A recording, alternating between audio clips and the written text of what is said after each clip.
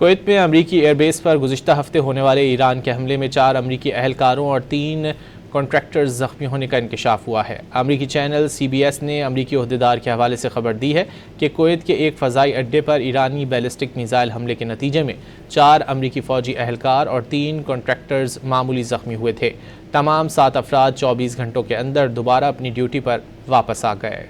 Kuwait میں امریکی air base پر گزشتہ ہفتے ہونے والے ایران کے حملے میں 4 امریکی اہلکاروں اور 3 کنٹریکٹرز زخمی ہونے کا انکشاف ہوا ہے۔ امریکی چینل CBS نے امریکی عہدیدار کے حوالے سے خبر دی ہے کہ کویت کے ایک فضائی اڈے پر ایرانی بیلسٹک میزائل حملے کے نتیجے میں 4 امریکی فوجی اہلکار اور 3 کنٹریکٹرز معمولی زخمی ہوئے تھے۔